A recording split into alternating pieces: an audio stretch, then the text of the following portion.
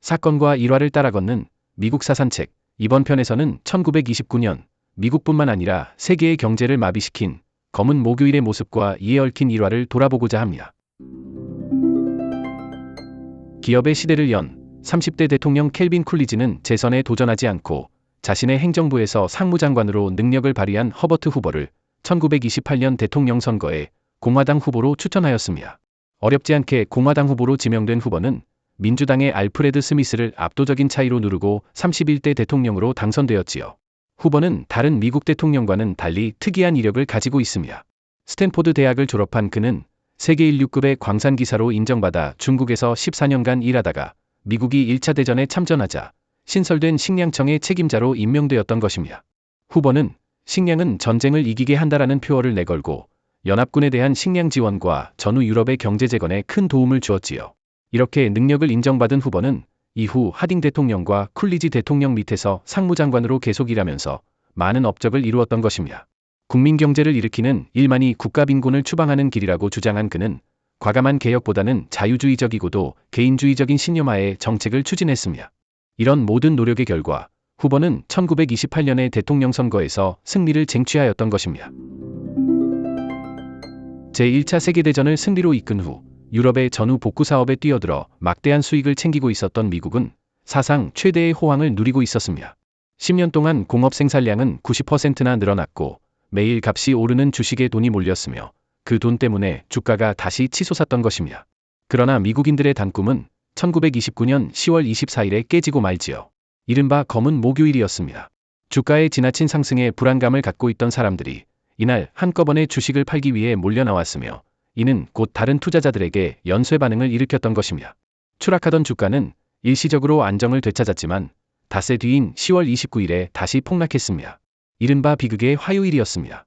주가 지수는 하루 만에 반토막이 나고 말았으며 시가총액 약 100억 달러가 휴지 조각이 되어버렸지요. 당시 미국 전체 통화량의 2배에 달하는 어마어마한 금액이었습니다. 이것이 끝이 아니었지요. 주가 지수는 바닥을 모른 채 계속 미끄러졌던 것입니다. 전 재산을 잃은 투자자들이 목숨을 끊었다는 소식이 연일 신문지상에 오르내렸지요. 대공황이 시작된 것입니다. 대공황의 실마리는 사실상 미국 경제의 황금기인 1920년대에 이미 잉태되고 있었지요.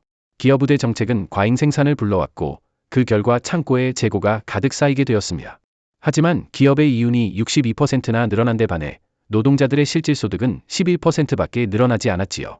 노동자들의 구매력이 기업의 생산 수준을 따라가지 못하자 생산한 물건을 팔지 못한 기업들이 잇따라 부도를 내기 시작했으며 파산한 기업들이 갚지 못한 은행비 때문에 은행이 덩달아 파산했습니다.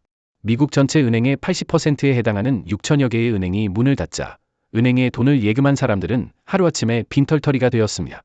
시민들이 불황을 이겨내기 위해 소비를 줄이자 기업의 매출은 더 줄어들어 그나마 버티던 기업들까지 쓰러지기 시작했지요. 공장이 문을 닫자 노동자 4명 중 1명이 실업자가 되었습니다. 일자리를 잃은 소비자들은 소비를 더욱 줄였고 그러자 기업은 더 많은 노동자를 해고했으니 악순환이 반복된 것입니다. 검은 목요일이 미국을 엄습했을 때는 후보가 대통령에 취임한 지 겨우 7개월밖에 안 되었을 때였습니다. 사실 그는 상무장관으로 재직하는 동안에도 과도한 주식 투자와 거래의 무질서한 관행을 항상 경고하고 있었습니다. 그러던 그는 대통령에 취임한 후 투기를 억제하는 몇 가지 조치를 시행했으나 별다른 효과를 거두지 못했고 마침내 10월에 그가 우려하던 붕괴가 시작되었던 것입니다. 후보의 기대와는 달리 경제가 불경기에 늪으로 더욱더 깊이 빠져들자 그의 대중적 인기도 더욱 떨어졌지요. 주식시장 붕괴 직후 후보 대통령은 기업 지도자들에게 임금 삭감과 노동자 해고를 자제할 것을 당부했지만 그의 그러한 노력도 경기가 계속 나빠짐에 따라 쓸모없는 것이 되어버렸습니다.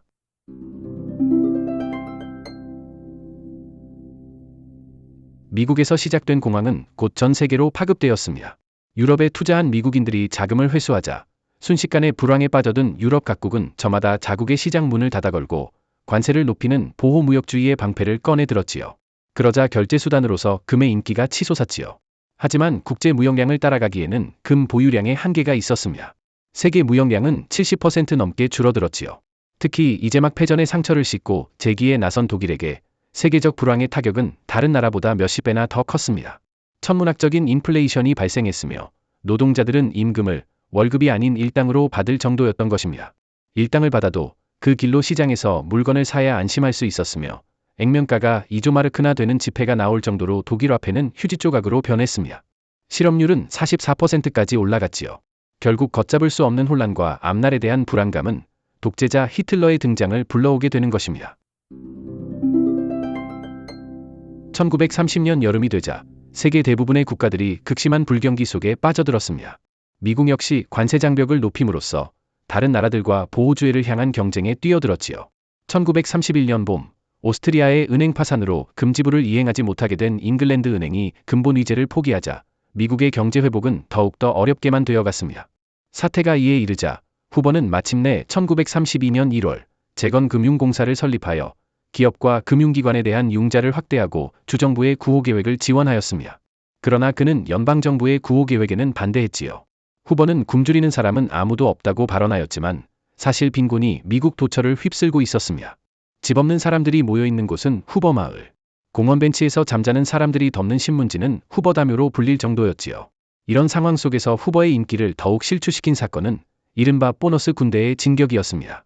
그것은 1932년 여름 2만여 명에 달하는 1차 대전 제대장병들이 워싱턴에 모여 만기가 되지 않은 보너스 증서에 대한 즉각적인 지불을 요구하는 청원서를 연방정부에 제출한 사건이었습니다. 이때 무질서를 우려한 후보의 명령으로 더글러스 맥아더 장군의 지휘하에 군대는 최루탄을 발사하고 총검을 사용하여 제대 군인들을 워싱턴에서 몰아냈습니다. 1932년 대통령 선거에서 민주당은 뉴욕주 지사인 프랭클린 루즈벨트를 대통령 후보로 지명했고 그는 미국 국민을 위한 새로운 정책, 즉 뉴딜 정책을 약속하였습니다. 한편 후보는 루즈벨트가 제안한 관세 인하 정책은 수많은 도시와 마을 그리고 농장을 잡초로 덮을 것이라고 경고했습니다. 그러나 유권자들은 변화를 선택하였지요. 1932년 11월의 선거에서 루즈벨트는 압도적인 표 차이로 후보를 침몰시키고 32대 대통령으로 당선되었습니다.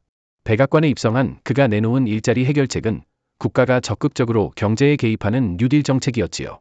철학이 없다는 비난을 들어야 했지만 루즈벨트의 공약은 개방적이었고 대담했으며 당시의 분위기에 맞는 것이었습니다.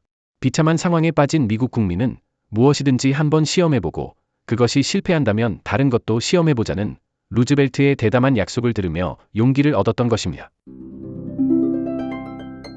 취임식 다음 날인 1933년 3월 5일 루즈벨트는 전국 은행의 휴업을 선포하고 9일에 의회의 소집을 요구하였습니다.